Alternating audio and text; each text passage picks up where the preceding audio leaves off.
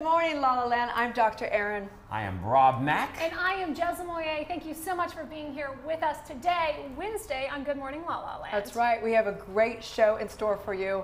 It's all about Wednesday wisdom and wealth wisdom. We go over things like how to not get stressed out about money and things like that during the holidays. Yeah. We've got an epic guest, and we've got all kinds of Q&As around it, so you don't want to miss this show today. So who's our guest today? You guys, I couldn't be more excited, more honored to have my dear friend, Phil Ranta, in the studio today. He is literally, good morning, Phil. He is good morning. Pioneering the digital revolution in Hollywood, and he is changing the game. Yep. Can you say 7 billion viewers insane. every month with his clients? How insane that is? I don't even know. It blows my mind. So, Phil, today on Good Morning LaLa Land, we're talking about business and being a smart-minded entrepreneur. A lot of people want to know, how do you start your day in LA? Wow. Yeah, I mean, every morning I wake up and I walk my pit bull Bighead. You can follow him on Instagram at Bighead the dog. Yeah, give him a walk, and then I try to go on the elliptical when I can, but I usually don't, and then I go to work. You have always claimed to love LA from the day I met you. What is it about LA that you love? You know, I mean, both of us, we come from Western Michigan, so the first thing is the weather. I love never having to worry about snow or how slippery the roads are going to be or raining every day. But also the people. I like the energy of the people. It's a little bit more laid back. It's fun. It's not like some of the other big cities where everybody's rushing around. Like, it gives you some time to chill, which is awesome. And it is a city filled with dreamers, and I know that's one of the reasons why both you and I came from Michigan to LA, and now you are on the pages of Variety. You are being touted as one of Hollywood's digital leaders, movers and shakers. It is incredible. How does that make you feel? Yeah, I mean, it's humbling. I never wanted to really go into TV or film. As soon as I came out here and I realized how hard it was to get projects on the air, I was just like, I don't want to wait a year pushing on something so that it maybe gets on the air. So as soon as the internet started taking off, I was all in. Starting around 2005, when I first started doing internet content, from there on, I'm like, this is my future. So yeah, it's been a long journey, but I'm glad I got there. You certainly got there, and it's been such an incredible opportunity for me as your friend to witness that journey and the amount of work and dedication you put in to really take it to the top. So we're so excited to get more into that interview later in the show. Stay tuned for that. So many questions. So excited. I mean, I have too many questions. We're not going to really get it all in today. There's no way. There's no way. So I'm sure it's taken so much work to get where he's at. And like yesterday, I didn't do so much work, so I don't know. I know I worked a lot harder than I did. Well, it's really interesting to balance work and life in LA, right? And especially in this town, that is a blurry line. Right. So what did you do yesterday, Rob? I just worked. I didn't sleep. Actually, I did. I worked most of the day, but then I did go to. Did you guys hear about Taylor Swift's pop-up in Santa Monica? I didn't, because I'm not on the west side. West side, west side. Over here. Yeah, I had to check out. I'm not really a Swiftie, but I've got nothing. Swiftie. Yeah, apparently he is. I know. I I gave myself away, didn't I? But I checked out the pop-up. It was super cool. It was a blue carpet. It was packed. So I did a little of that. I saw clients. I thought about you guys, as always. Nice. Yeah, what'd you guys do? What'd you do? So, very LA, I went to a friend's screening. So one of my neighbors is an aspiring filmmaker, made an indie movie and was shooting down the street, and they actually even shot some of the scenes at the house I stay in. So he said, why don't you come over, we'll make fajitas and we'll watch my movie.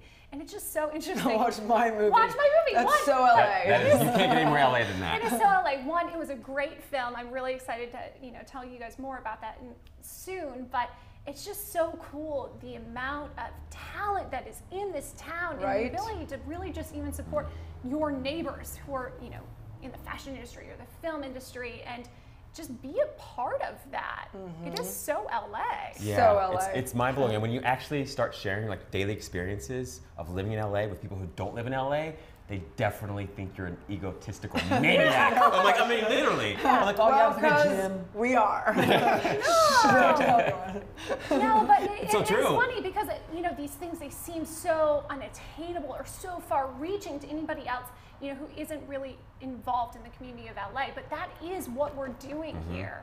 Absolutely. Yeah, it's amazing. I mean, sometimes my parents will call and say, hey, what are you up to today? I'm like, I was at the gym. They're like, oh, did you see any of your friends? And I'm like, I did. And then you start to think of the name and you're like, I'm not gonna drop any of these. It sounds so terrible.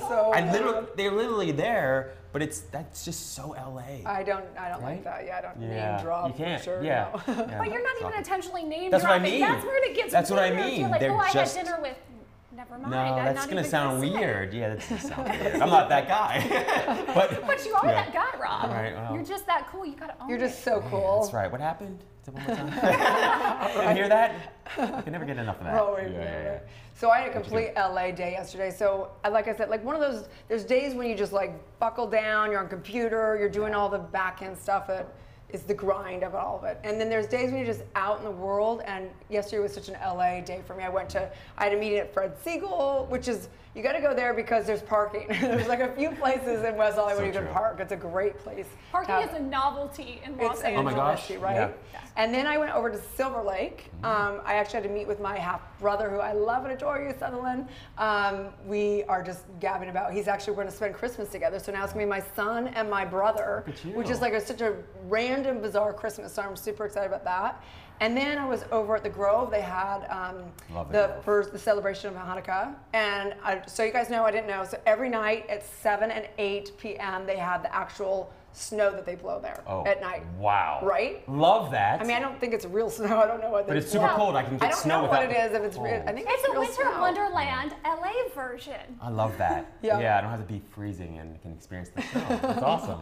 And that was it. I mean, it wasn't, you know, I'm always like thinking, how can I make this funnier? What story? And da-da-da. And it's really like, the only thing I was thinking is that, I don't know if you guys do this, but in LA, when we were driving in the car all the time, I don't know if I think you're like one or the other type of person. Of course, I'm on the phone a lot, but if I'm listening to music, I have one thing that I do. I listen to one song over and On over repeat? again, Wait. like 50 times. Because you get so hype off of it? I just like, I have a song. It's What's your song right What's your now? theme? It's like a theme song. It's like a personal theme song. Sometimes it's a mantra, sometimes it's whatever. Right now it's a Duran Duran song. Really? It's like the most bizarre, and I listen to it I've probably listened to it 100 times in a row. I got T Swift on repeat right now. Do you? I'm all about, ooh, look what you made me do. Over and over. I'm feeling it. I feel like you have an alter ego, Jessalyn. I want to see that alter ego. That's because I'm a Gemini. Remember, Rob? There's a little this, a little that, and it's all T Swift. Wow, I Right? am not going to get on your bad side, Jessalyn. So on to current events in LA. Yeah. So want to give a little wrap up. We know Pixies are playing tonight, right? Wednesday, Hollywood, Palladium. Wow. And of course, we have the Max Mara thing we're all going to. my Yeah, gosh. Max Mara event partnering with InStyle tonight on Rodeo Drive. We're super excited. We've got a fashion resort collection. It'll be really glamorous. Rob's going all black tie. Black tie. Are you? The bow Is tie, it- the whole is it nine. black tie? Yeah, I've had this plan for months. No, I have not. I have not. I freaked out and called Melanie and was like, hey, Mel, what am I going to wear? No, is it a black tie? I don't think it's that formal, but I do But think he's it's got pretty to nice. stand out. Like, he's got to stand. Like, he needs to walk in and be the best dressed. I'm person. used to just He's simply smart. being a prop and not saying much, just standing That's there. why I have you here. Yeah, I actually don't have to worry about what I'm going to wear for once because I'm going to go with Rob and he's going to look so good. He just takes that pressure off for me. Man, I didn't think I ever wanted to get married, but I'm telling you, I'm changing my mind about that. You shouldn't have said that. My mother is watching. she? Now she's going to... This Moyer, please. Yes. Forgive me. Yes. No, there's another event happening in LA that I want to give a quick shout out tonight. There is an I Am Zoe event. It's an empowering women's panel. They've got some great speakers, including Fernanda Romero, and they're partnering with a really cool new jewelry app, Collectin, that I'm also involved with. It's kind of a fashion buyer shop and a way of curating your own style. So that's another really fun event that's happening. Wow, Oh, cool. super cool. I know tomorrow there's a Venice Beach Holiday Beach House pop-up party. What are super wait, cool. what are the It's like pop-up parties? I don't apple really totally cider. get what that means. It's just like they create something out of nothing, essentially. So there's like the Okay. beach is right there, and they just create a party on the spot. Okay, Like and the so way- I'm sure there's lots of, I would imagine businesses that are they are Yeah. specializing in pop-up events. I would imagine. Right? Yeah. Oh, I mean, it's probably just absolutely. all Taylor Swift They under have- her umbrella. Wait, they have pop-up. They have pop-up restaurants too. Now I'm like I know. remembering all this. Okay, yeah, right. Well, That's and a big thing. that's what I was mentioning too with the Luella Rockefeller that I've been mentioning, where I got these awesome jeans, by the way. Dope. She's a fashion pop-up down the street at Melrose, and so what's really interesting about the pop-up is that it exists for a short amount of time, so it becomes really exclusive. You only have either a night or 3 months to I get get there, it. and so it really kind of encourages All this about like. See, the- scarcity. that- Like exactly. get it now. It's elusive. It's yeah. cool. Yeah. And there's going to be a billion food trucks. And Food. Love that. Enough food. So in Venice, I really so can't. in I Venice, can't. I it's can't. what? It's a pop-up about what? Again? It's a like a beach, like holiday pop-up party. You know, so Okay, they have cool. apple cider and they have very Aw. holiday-like things. Yeah, it'll be cool. That's what do fun, you though. do to make it feel like the holiday in LA, Rob? What do I do personally? Yeah. I see. I'm not I'll be honest with you. I'm not a huge holiday, like traditional holiday person. You so are I do definitely like. not. I'm not. Aaron No, knows. no. I'm not. I'm willing to admit that. I kind of like working, and I like the consistency and routine that comes with like non-holidays. But that being said, I do listen to some Christmas music. But I'm honestly like I go way back with Mariah Carey. Like that holiday music, I love that. I'm sorry, I'll be honest that's all with you. you need. It's dope. Yeah, like that's all you I want for Christmas, like that song. I Is just that put that. bad to listen to that in June? Because I do that sometimes. Isn't that so funny though? I think that album came out in like 1992. Yeah, it's a classic. And every year there's like a choreographed dance to it. Yep. And that is like the first song I think of when I think know. of Christmas music. It instantly makes me happy. I see the video. Right. You know, I see Have you her- ever met Mariah Carey? I have met Mariah Carey. Ooh. Yeah. I mean, there we go, name dropping, Rob. I didn't drop that name. That was you. I just simply asked to answer the Well, question. obviously now they want to know you met I know. Mariah Carey. Yeah. I hung out next to her like at a party for a long time, but I was, counts. you know. Yeah. What did But- you do, Rob? But I didn't do much. You were I like, just Mariah said Carey, hello. hi. Yeah, I was just like, hi, how are you? And it was just like a very simple, very friendly conversation. That was it. Yeah. That was it. Yeah. You should have given her a little Santa baby. I know. Oh God. For Here's me, your chance, Rob. she would have run like the wind. That's funny. Yeah. So I think we should take a break Okay. because the second segment is all about Wednesday Wisdom and Wealth Wednesday. Speaking and of. so we're going to get into a couple Q&As, but I think we may even want to cut our second segment a little short to get back because this is a brilliant mind back there. I'm kind of like chomping at the bit. What do you Yeah, guys the think? guy makes YouTube Right? stars. Yeah. So we're going to take a break. We're going to come back and do a little short segment on that and then get back there as soon as possible. So you All right. do not want to miss this next one. Stay tuned, you guys.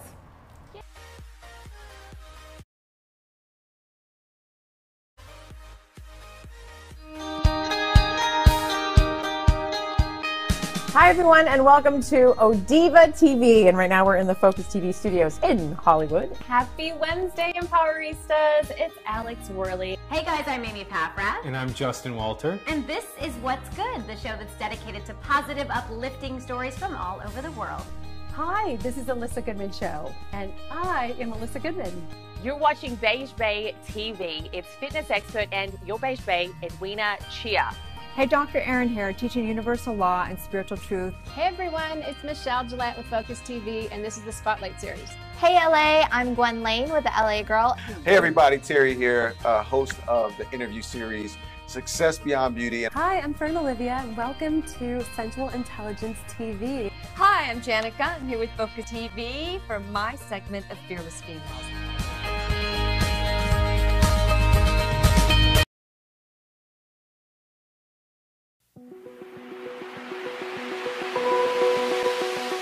Dr. Erin here, Doctor of Divinity, teaching universal laws and spiritual truth, and I am thrilled to announce the new show on Focus Television right here in West Hollywood, Los Angeles, California. Join us weekly as I interview incredible people, celebrities to your next door neighbor, you name it, your girlfriend. We're going to dive into such topics as love and relationships, health and vitality, business and money, and creative expression. And I'm thrilled to just go on this awakening journey with you as we tap into meditation, visioning processes, intuition, and all the above. So stay tuned as we do this together.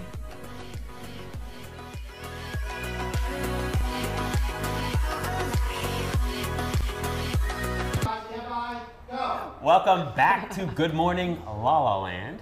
Yes, we are so excited you are here with us this morning, and I have a dear friend back in the studio, Phil Ranta.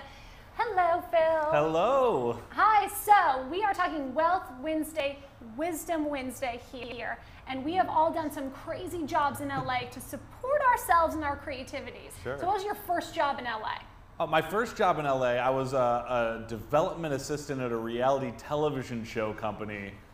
It was very low pay. It was right at the beginning of the reality boom, and I was just writing crazy concepts for reality shows. But to help myself make money during that time, I was doing comedy shows for $50 and a beer. I was doing mall surveys, like any PAing on weekends, anything I could do to make money. So what do you think is the craziest job you've ever had?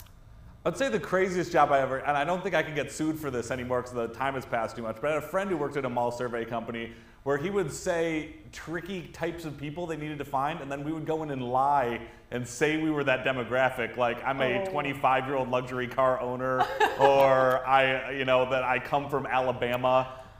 In order to take these surveys, then you get like $100 per survey. Now, that wasn't really a lie, Phil. You were working on your acting. That was some exactly. I was putting on the character and answering as they would. So. Exactly. Just defined my dating life. That's the way I go about it. That's what the Tinder profile says. Yeah. Whatever you want me to be. Exactly, right. Yeah, it's funny because Rob says, oftentimes he just says, oh, I won the lottery. I'm a Mega Millions winner. Yeah. It's not actually true, but that's so funny. Yeah, I don't want to track that crowd, I don't think. No, that's funny. Well, we are so excited to get more into your career and how you have built your empire in the next segment, Phil, so stay tuned. Great. Okay, good. So we did have a couple people write in because we're talking about money, wealth, and concerns around the holidays. Yes. And so I just want to read a couple of them. One is Jenna from Silver Lake asks, every year I go into debt to buy a present. It takes me almost the entire year to get out of debt, only to charge again on my credit card for the holidays. I should buy everyone in my family gifts, but I don't know how without going into debt this year. So Jenna, I just want to first say, you should stop shooting on yourself, as they say, right? Yeah. What do you guys think about this? You know, Jenna, I feel for you because I feel the same way. I really do. Do you go into debt? Do you actually go into debt, or? Oh, I'm already in debt, Aaron. I don't know. I'm going into born into debt. That's a personal question. Our generation is born into debt. How much more deep into debt do I want to go? Let's be honest.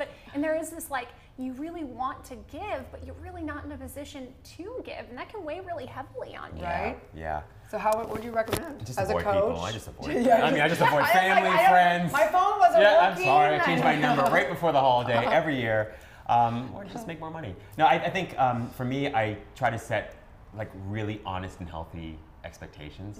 For me, honestly, I just say, look, I really love spending time with you guys, and I want to do something that we can enjoy as an experience. Totally.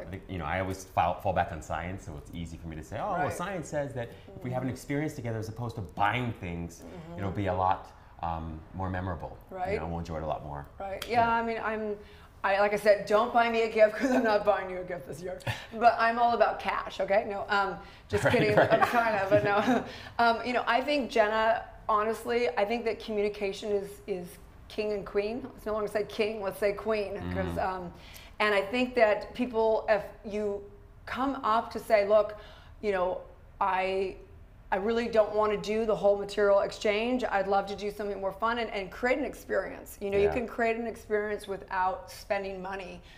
It could be like something you make up that's good for me to come cook your dinner one night, or I don't know what that is. You mentioned communication though, and a lot of people don't want to be honest about what their situation is. You'd be shocked how many people actually don't want to buy gifts and don't want to receive gifts. So just host the party and tell everyone it's BYOB. Yes. And make them bring the party to you. That's true. There you go. There's a natural. Okay, we've got another question. Another quick question. This one's from Chris from Seattle. Chris from Seattle writes, I don't want to buy child skis and have a bunch more crap. Right. Our family's going to LA for the holidays. What are some experiential gifts I could buy my family that we could use while we are there? Oh, you were just talking about that, Rob. What are some good experiences in LA you could gift? Boy, so many options. I mean, I love the idea of taking a trip away from LA and the crowds. So you can always. Totally kidding. I don't know. I mean, I've always loved going to the Science Center I love Griffith Observatory, love that kind of thing. I think there's an opportunity to do lots of fun things when you're here. So one of the things that my family does is they'll come to visit, and I will just set up a couple of events like dinners, or we'll go to a special event, and I'll pay for it in advance or something like that. Oh, nice. There's also, I think there's a Cirque du Soleil right now. Yes. There's ballet, there's ice skating, There's I mean, you could go high-stack riding up in Malibu. There's so many experiential. I know this because one of my dear friends is a experiential junkie. Like everything she does has to be about going and doing things. So she's buying her entire family all experiential gifts. So I thought that's really cool. Absolutely. Right? I love that. I love getting an experience. I know last year I got gifted a Groupon to go whale watching, and it's very LA. Wow. And we went, and it was one of the best gifts, honestly, I'd ever been given, because it was such a cool experience. Yeah. You know, we took the day out of LA. We were in LA, but out of LA, you know, left from the port in Long Beach. And it was just so much fun just to see the wildlife and a whole different side of LA that when you're trapped in Hollywood, you don't necessarily get to experience. Right? It's incredible. I mean, and millennials are all over this, right?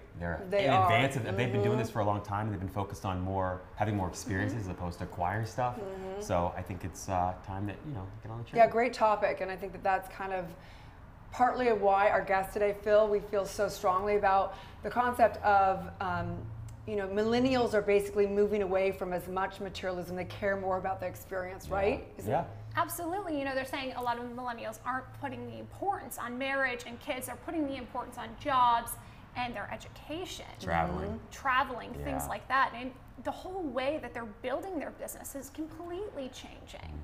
Yeah, absolutely. Yeah, I think people care about their art. They care about their purpose. I mean, Justin Bieber really teed us up for that one, right? Like, what is your purpose? Like, so they're shifting, they want jobs that have meaning instead of just getting a bunch more of the rat race. And it's a big shift of values in the younger generation. But a lot of people, to that point, have to work to finance that shift, which is really interesting, especially in LA when you see all the servers, the people at the coffee shops, or the cashier at the grocery store. A lot of them are trying to finance that creativity until they get into a position where they can make an income for it. Well, if you get your social media game up, like Phil is about to tell us, it's not a problem. You make money, you get to travel, you have experiences. I know, and on that note, I think we should cut this segment because he's going to have way more better answers than we have by a long shot. What do you guys think about that? No pressure, Phil. Exactly. So we're coming back to you, Phil, right now. So stay tuned. We're going to actually take this into the back studio with Phil right now, and we're going to dive deep into how to make it online, how to make it in Hollywood. He is an incredible leader in so many epic, incredible influencers on YouTube, and you name it, 7 billion viewers every month. So stay tuned. We will be right back. 7 billion.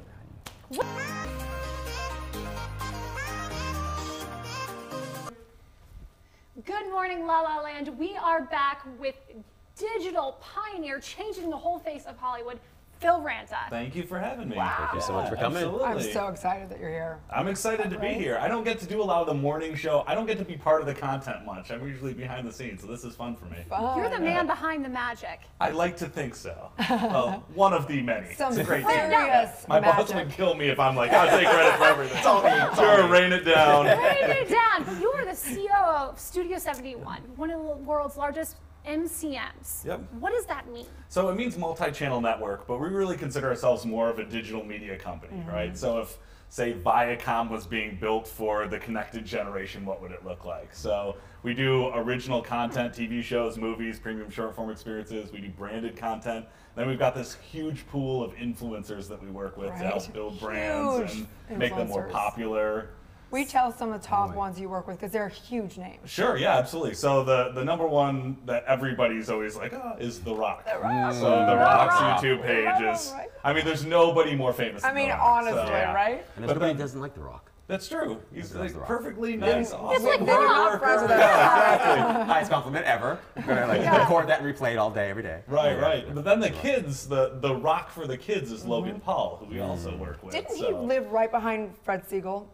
before? I actually don't know if he lived right behind Fred. She knows Fred Siegel well. I'm a Fred Siegel whore, okay? No, I think it's him. I think he bought a new home because I was just looking up to make sure it's him. Yeah. But I think he had a home there because every time I'd leave there from lunch, there'd be like all these kids around. You should definitely find his address and put it on the screen. He just did a video that was his house tour. It was like $6 million house tour. Right. So we can go back and check the addresses on that. Logan Paul has over 14 million subscribers on YouTube, and he's famous for doing these daily vlogs in Hollywood. One of the most recognizable faces in the world now for doing this. You're working on a new project with him. Oh yeah, we actually just did season 2 of a show called Logan Paul Versus. It was along with Comcast Watchable. It's on Facebook Watch. It's him doing a bunch of really fun, trying out world experiences. He was on American Ninja Warrior. He wrestled a bear. Just him being his wild self. I want his life. Yeah, honestly. it's incredible. Yeah, I don't want to be his insurance. Wrestling the bear thing. Yeah, I'll pass a couple of experiences. I don't think I would want to wrestle the bear either. But yeah. We actually have a clip of Logan Paul's new project. Let's show it now.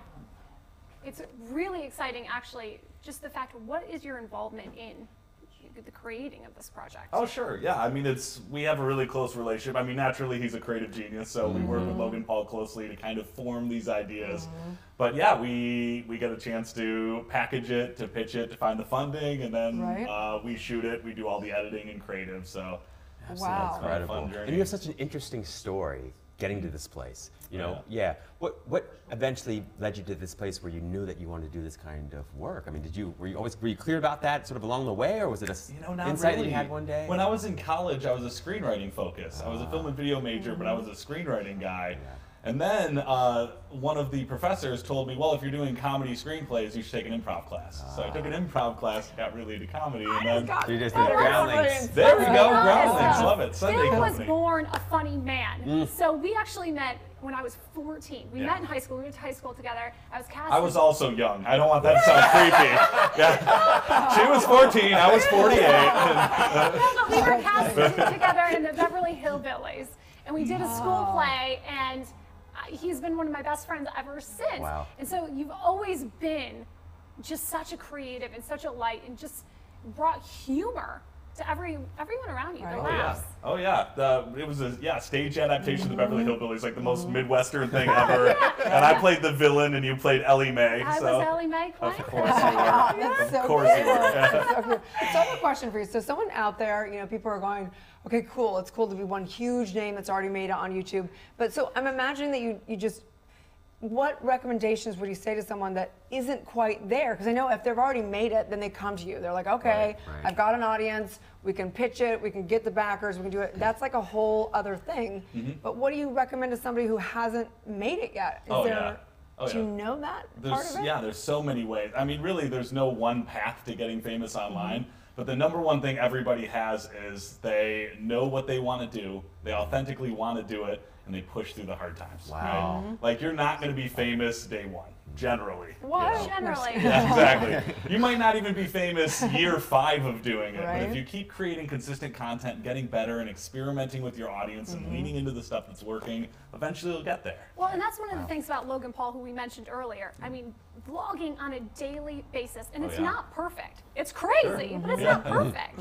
Yeah, and he didn't start there. He was a Vine guy. He started on Vine doing 6-second comedy, not getting paid, right? On Vine, you didn't run ads, so. But it's not organic. Like, I mean, they came all sort of time that was, it was a time to do organic. Now, do you think someone can do it without paying marketing dollars to get boosted and all that? People are still getting famous every day. They are. I mean, it's. But as famous as Logan Paul? That's tricky. Yeah, that's true. Hopefully they'll get there. Yeah, let's cut to that clip.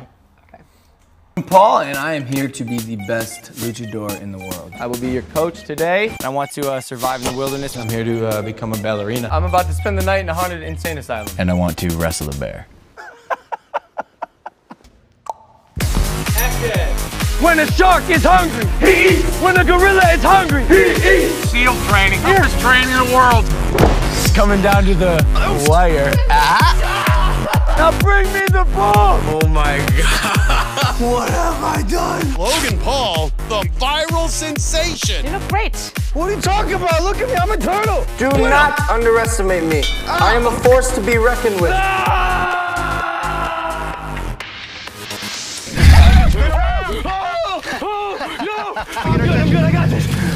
I did wrestling in high school.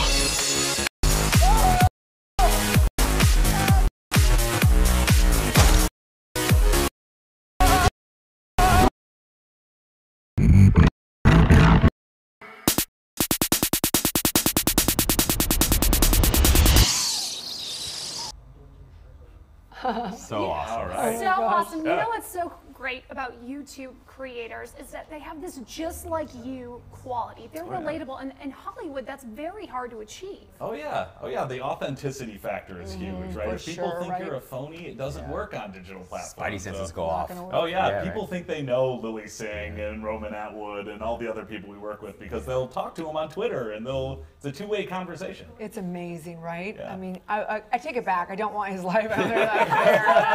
That's so cool. So I want to hear, because I think that when people watch, they look at someone like you, they're like, wow, I mean, he has made it. He is working with the best of the best. He clearly understands what the entire world is looking at right now, the online world. But I want to know what you had to go through the walls. What was your darkest hour? Oh, yeah. You know what I mean? Yeah. People don't know those things. So I was working for a mobile phone content company for a bunch of years, right before the iPhone came out. So ringtones, wallpapers, yeah, remember those back in the day? Like our most popular handset was the V3 Razor, the little flip phone. Oh, yeah, I had the Razor. Everyone had the Razor. That was so cool when it came out. Yeah, it was awesome, but the screen was like that, tiny. right? It was terrible. My big strict fingers are like punching up. Yeah. But then the iPhone came out, and the company I was working for immediately just tanked. And I was the executive producer over there for a long time. I had all this experience in a market that didn't exist anymore. So I left the digital world for a couple of years, and I was a comedian on a cruise ship. And He was a funny one. Hilarious, right? That's nice though, because you save all the money, right? You save all your money. It's room and board. It's like living like the Jersey Shore. It's like wake up, I work out, I do my laundry, I sit in the sun. Right. It's amazing. GTL. Exactly. Go to the laundry. bar. It's wonderful. But yeah, I thought I was out of the digital industry. I thought I was booted. But then naturally I came back after a couple of years and I'm like, I want to do digital more. And I found a great job and I started doing the influencer thing, which has been great. Wow. So the darkest hour was when you got booted out of the other phone. Yeah, my job literally went away. Wow. All the experience like, I built up was just like, yeah, exactly. Done, I'm over. Did you want to quit completely? Yeah, At that point you did. I did. Like, you've talked to my friends during that time. It was like, maybe I want to be an actor. Maybe I want, I was thinking of reinventing my life. Yeah. Like, do I move back to Michigan? What do I do? But yeah, eventually all of that experience paid off when there was the next revolution of digital content, which happened with kind of this rise of YouTube in 2012. So. What's so interesting about you, I have to say, is that when you faced failure, you went to comedy. Oh yeah. I go to tears in like the fetal position. That's amazing. That's like resilience. That's what a lot of comedians feel deep inside. It's heavily driven by insecurity and failure, and that's where the joke comes out. Yeah, right. It's amazing. Absolutely. No, I just wanted to say that so much of comedy is, based on misery sometimes and failure 100%. And drawing from those experiences. Do you think that helped you, or do you think that kept you in a darker place? I think it helped me. Like when I used to do stand-up, I would be stressed out during the day, and I'd get on stage and have my 10 minutes, and it was just like exhaling for the first time. Like, get it all out there, and then I felt great after, unless the show went terribly. Then I felt bad. Twice as bad. You've been doing this corporate job in studio and also moonlighting as a comedian, though, for years. Oh, yeah. I don't do it as much as I wish I could now, but I still do a lot of improv when I can. So where can we find you? I've been doing a lot of stuff at the Pack Theater lately. That's been kind of my new home. I used to do Second City Hollywood a lot, but I don't have a regular show there anymore. So the Pack Theater is brilliant. Miles Stroth started it. He's one of the pioneers of improv. So you have to have a group night out. Yeah. There we go. You must have along the way seen a lot of other comedians that now are pretty well known. You know what's fun? I always tell this story, and people don't believe me. But when I was doing improv back in Michigan, there was a Second City Detroit. And the people who were performing there were Keegan-Michael Key and Mary Beth Monroe, who's now done a bunch of stuff like Workaholics, and Tim Robinson and Sam Richardson were performing at the Improv Inferno there, and now they're the stars of Detroiters, and just all these wildly famous people were just in this like little tiny huddled Ann Arbor comedy theater. So it's incredible, right? Yeah. Oh yeah, the pool was great. Okay, so back to what you said as far as if someone hasn't made huge in YouTube. Right. Like my own personal questions. Absolutely, yeah. Nothing personal here. I'm asking questions for the public out there. Sure. So obviously we know they want to get authentic. Yes. They want to try their content, see what's received, what isn't received. But what can they do? Like, are there anyone that you'd recommend for people to work with in town, or ways of, obviously cross collaboration is big. Oh yeah. What else? What other tips? I mean, if you have friends with huge social followings, getting on their stuff is awesome. Sure. Like, that's the way to do it. The kind of entourage culture of social media now is blowing up. Like, even Logan Paul's brother has Team 10. And they're a group of YouTubers that are all working together to rise. I heard that they live in a house, right, or something like that? They live in a house. They cause mischief. They're like kind of like Jackass was, where they're kind of like doing crazy stunts. And you can't even hang out with anybody unless you have unless they have 1 million followers or something. Yeah, right? or some help you get there if they just like you. You know? And cool. there's a bunch of them. So who do I need to schmooze? Yeah, exactly. There's a lot of them that live together, that hang out together. I'm just gonna start hanging out in that neighborhood. I'm just gonna randomly walk by the house. So do you think it's possible though, if you don't have the following? Yeah, you bet. You bet. I mean, it's all about creating consistent, relevant content. Make it discoverable, right? Use the right hashtags. Yeah.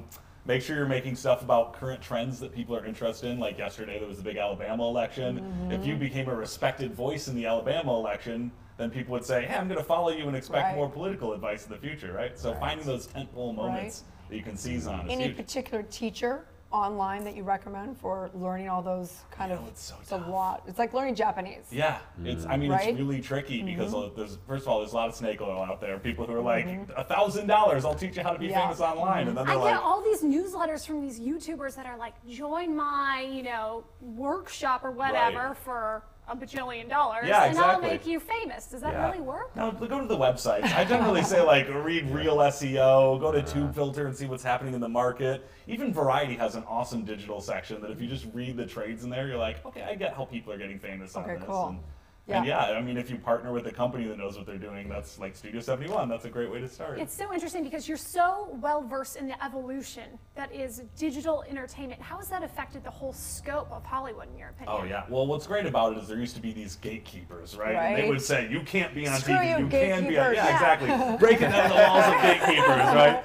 But because of the digital video revolution, they've discovered all these new formats that work, that they would have never thought worked. Like, who would have thought that somebody speaking directly to the camera about their opinions, like 14-year-old kids, would be something people would want to watch? Well, somebody opening a box. Yeah, exactly. Unboxing videos. Right? Oh my gosh, my little Zoe, my little niece, addicted to them. Yeah. Really? She's addicted. She loves it. Well, it's like Christmas every day, right? You watch an unboxing video, it's like watching people open presents. Yeah, now she does her own little videos. Oh, that's so cute. Right, it's incredible. That's adorable. Where do you think the industry is heading? Yeah, that's what I want to know. That's a multi-billion question right there. Yeah, we've got the multi-billion. Lights on $1 million. This is the question of the day. Well, I'm going to throw out some big predictions. So first good. of all, YouTube has been the pretty sole home of user-generated content. That's going to change really quickly. Facebook is growing. Musical.ly is huge, right? Instagram is starting to do more video stuff. So now we're going to start spreading out audiences across different platforms. But all these platforms have a very specific way to get famous, right? On YouTube, it was all about search and discovery. On Facebook, it's all about sharing. So you want to make really shareable, relevant content, right? If you're doing something like Musical.ly, you're back to like the short form comedy, almost like Vine, like quick hits, virals, right? So if you know how to crack a platform and then dissect it and then build your own brand on it, you can do really well. What's the Instagram secret? The Instagram secret is polish, polish, polish, right?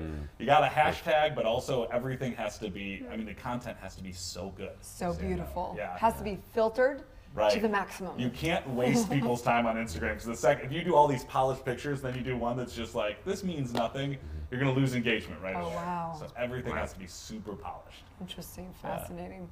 So any other new platforms that you see that potentially could be coming up? Yeah, right now I'm most interested in Facebook, right? Because Facebook, they really haven't been focusing on video a ton in the past. Now it's blowing up. How the hell do you get on the episodes? How do you get on the watch? Yeah, I mean, that's tricky because right now they're curating it, but hopefully they open it up a little more. You know somebody like Phil that knows somebody. Yeah, we've got a couple shows on watch right now, and it's been really exciting because it's been shared well, and like Logan Paul versus. But do you feel like that is you know, successful on Facebook for millennials? Because I thought Facebook was kind of dead. I thought it was all about the Snapchat and the Instagram. You know, it's funny, depending on the article you read, every platform is dead all the time. Yeah, right. I've read 10 articles over the past 10 years saying YouTube's dead, right? These platforms aren't dead. Everyone goes to Facebook every day. That's true. Kids go to Facebook, not as much as adults do, but still enough of them. Right. There's a huge audience there. What do you think about Amazon? Because Amazon is very interesting. Right? There's so many things bubbling. I'm like, what's going to happen? Oh yeah, and they've done some little video plays in the past. Prime is awesome. Yep. So I think they're going to start making more plays there. I do Prime also, Music, you know? Yeah, Prime Music is great. And even the Amazon Echo and the Amazon Show, like being able to say, hey, I want to watch a video from this, and having your voice assistant help you see it. Like, that's going to be huge in the future. Huge. VR and AR are going to be huge in the future, you know? Hopefully holograms get there, because people started teasing with those startups. So. Whoa, have you ever been hologrammed? I have never been hologrammed, but I've had a lot of fun watching other people be hologrammed. So. Jazz, we need you to get hologram because there we go. If you ever need a tester, I would love that. That's going to be on my bucket list right now. I'll make sure to put you up for those. Yeah. Okay, so great. cool. It's interesting because Phil goes around the world speaking at these digital conferences, these video conferences.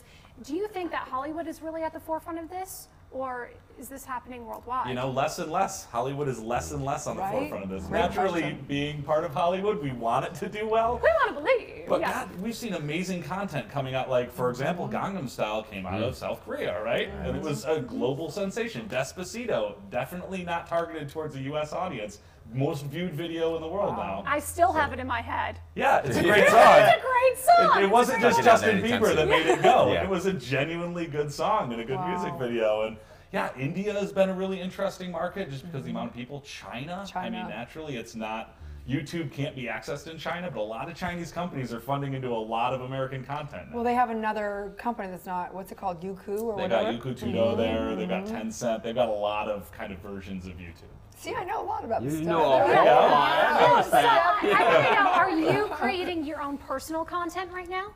Not really. Just a dog. Just Big Head. Right, exactly. Big Head's Instagram page. But yeah, it's tough because when you do something for a job all day, you don't want to go home. Like if you're a master chef, you don't want to go home and make pancakes. So funny you say that. My first boss told me, always do what you love and do too much of it. Right. Because you just get bored. You know? But I'm also just a content fan, so I'll go home, I'll watch YouTube. I'm a TV addict still. I mean, I came out to Los Angeles because I loved media so much, I wanted to be a part of it, so I'm still doing that. All right, cool. Well, we have to take a little break. Okay. And this is, I could sit here for hours with you, so I'm gonna have to pay for some extra counseling here. Sure.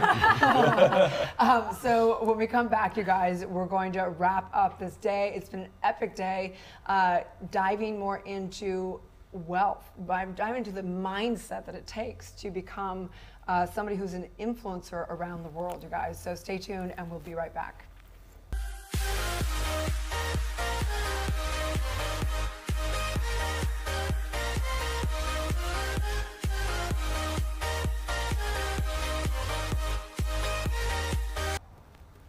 We are back with digital media pioneer Phil Ranta, having a very interesting conversation. Absolutely. So just to recap, what would your top 3 tips be to making creativity your business and monetizing it? Yeah, absolutely. So number 1 is find your platform you want to be big on and start posting consistently. High quality content, keep letting it evolve. Number 2 is if you're big enough to ready to start monetizing, jump on one of those platforms, the sponsorship platforms like a FameBit or something like that, where you can do quick $50 sponsorships, show brands how good you are, and hopefully start making money. And number 3, be ready for when somebody says, what's your big idea? To have a big idea. Have the show that you want to make. Have develop as if you're already famous, right? Because that day will come. You got to be ready for prime time. But wait, what was the second again? I've never heard of that. Sure. So there's websites like FameBit, famebit.com. You can log on and say, hey, I've got 5,000 Instagram followers. Brands go on there and say, we're looking for Instagrammers. And you could just say, $50, I'll promote your thing. $100, I'll do your thing. I didn't even know that. Learn something new way to start. Right here. So you know somebody just wrote a book based off this interview? Yeah, right. Oh, don't take my money. Phil Ranta away. Yeah, exactly. Yeah, I love what you said though, and that's so much about what the show is about, is sharing your story and being ready for the moment so that when it happens, you can capitalize on it. And that's just what happened with Good Morning LaLa Land. We were all part of Focus TV, and the opportunity came. On Thursday, we talked about it. On Monday, we were live. Right. You have to be ready for it. And what people don't see is the years you guys have been on camera and hosting and learning how to be on camera and learning how to talk. I mean, that's important. I was just thinking about this morning. I was thinking about even like when I used to just do live streams on Facebook and how uncomfortable I was and people's comments, and I was thinking, well, you've got to go through that to get to the next thing, and it's kind of like people want to become the big star or become whatever. You can't think like that. Right. You're not going to jump into that quantum until you've done all the embodiment of the skills. Yeah, it's very rare to be famous immediately. Right? It happens, but it's very, very rare.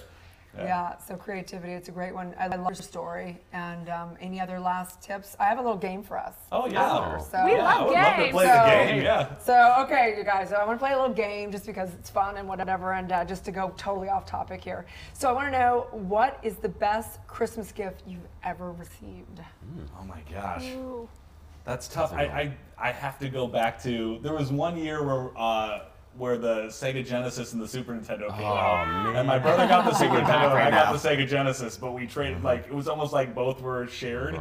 And God, we played those so much. Did you Band-Aid up and track and field? You better believe, the rapid that was the, that was I never experienced that. I don't know. Oh, man, you're missing out. Sleep for weeks. Yeah. We were up all night. We had pong when I was a kid. We had Mike Tyson's Punch-Out. We had track and field. Yeah, all the Zelda games. Zelda went on forever. Gosh, yeah. What was your best gift, Rob? Boy, I think it was the Super Nintendo. That was one of the best gifts ever. I was a huge basketball fan, so there was a Christmas where I traded in a BB gun, and my parents went in with me, and I got a basketball hoop, which was like, for me, everything. Life-changing. That was life-changing for me, yeah. Nice. What What'd about you, Jazz? Oh. The first thing that came to my head was Barbie Dreamhouse. And I think it's because that is the first Christmas gift I can remember getting, and that feeling, it was like dreams came true. Wow. There was an elevator, it was pink. I mean, I was so excited for the world I was about to create. And now you live in that house. Wow. Yeah, exactly. It's all based on LA. Exactly. I'm on my way to building that house, manifesting that destiny from a young age. That's funny. I'm going to have a victim story right now because I remember seeing that house at like the mall or whatever, and I remember thinking, this is the one time in my life I really, really want something, and my mom wouldn't get it for me. And I remember being literally devastated. I've been in therapy ever since. Oh yeah, working through that Barbie dream house. Right? The trauma. I mean, like the trauma and the programming, all that around the Barbie house. I'm sorry, Erin. So I really hate you. I know, Right. I know how you Get feel on about eBay. this. Exactly. Can we go play? Can I come over and play later? Absolutely, but I will tell you, one of the biggest disappointments of my childhood was when I got Escapade Barbie, and she would figure skate around, and you would see her skating on the commercials. That was one of the first commercials where Barbie was actually animated, and I thought she was going to skate. So I froze in a pie dish, and I made her this little ice rink, and I put that Barbie on there, and she did not skate. It just fell over. She fell over, and I about lost it. I made my mom return it. I had been lied to. I was so devastated. Okay, next question. What was the worst Christmas present you ever received? Escapade Barbie. She's always one step ahead, Jess. Always one step ahead. Do you know how when you have a new girlfriend and their parents want to buy you something? Awkward. There was one time I remember, maybe I was in my mid-20s and I was dating somebody, and their parents bought me a shirt. And I had to pretend I liked the shirt for years. And every time I'd go back and visit, I'd have to wear that shirt, and it was the grossest. It was like weird colors and strange patterns. But unless you know someone really well, clothing's a tough Clothing's buy. a bad. It really is. Bad. No, Yeah, yeah. not a good idea. You feel obligated to wear it. Okay, okay. So next question is, what is the thing that you fear or dread the most during the holidays? Wow. Ooh. Eggnog. I hate eggnog. Everybody wants me to love eggnog, and I'm like, oh no, I don't want to do it. It's so delicious. For me, it's always travel. There was one year where I, flying out back to Michigan, I missed my flight and I was stuck in airports for 3 days. Sleeping on the ground. Literally Everything was 3 canceled. days? Literally 3 days. It was awful. Finally, I got back to Chicago. My parents had to drive from Grand Rapids to Chicago to pick me up. But now every time I go to the airport, I'm like, we have to be there 4 hours early. We have to be in line. Like, we have to push our way onto the plane so that we're on there first. So. The only thing worse than that is flying standby on the holidays. Yeah. That's why I stand by sometimes the holidays. I would never do that, ever. No, of course you wouldn't, because you had Dreamhouse Barbie. No, I did not. Oh, that's right, you didn't. Jess did. Mine was a vacuum. That was the worst. Was it a vacuum? I actually got snowed out of, my mom at that point in time lived in Tahoe, and the whole family was up there. And I got snowed out. And they gave me a vacuum for it was a terrible Christmas. What message is that sending? Yeah. No wonder I went therapy. No wonder I went to spirituality. Okay, next is what are you most excited about for the holidays? Loaded questions, I know. Aaron. Quiet time. I'm most excited about quiet time. I talk to people all day.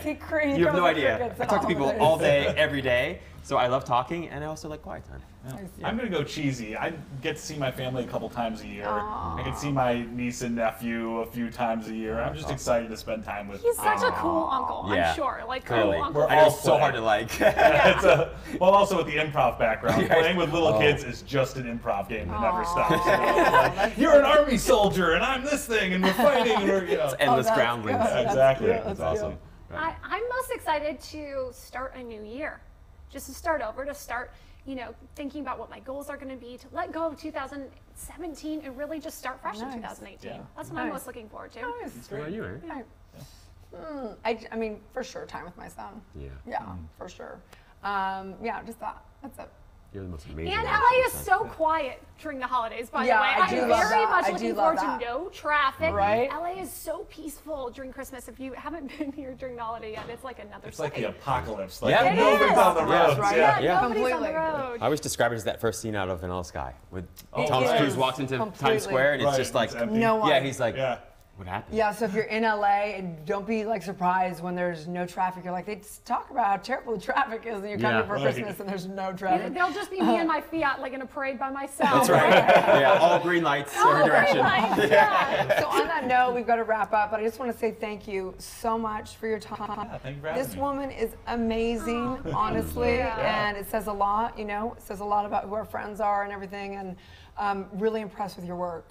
Thank you. No, it was a pleasure to be here. I'd love to be back. Right? Whenever you Absolutely. want me. So awesome. We're going to have you back for sure. Sure. So just to recap, just thinking about the holidays, don't get too stressed about money. It's not what the holidays are about. It's about love, family, making memories, and having rituals around it. So there's many ways of doing that without going into major debt. So on that note, we know that whatever you truly desire, whatever creativity is coming out of you, it's always possible. And you can learn and grow and know that this man, nor any of us, did it overnight, and it is all about the passion, and that's what Focus TV is all about. We are here to really witness people's passions and unfolding. That's the beauty of LA. That's why we're here. To tell their stories, Right? Monday through Friday, live, 9 a.m. Pacific time on Facebook, Instagram, and YouTube. It's going to be a good morning, La La Land. Take care, you guys. Have a great day.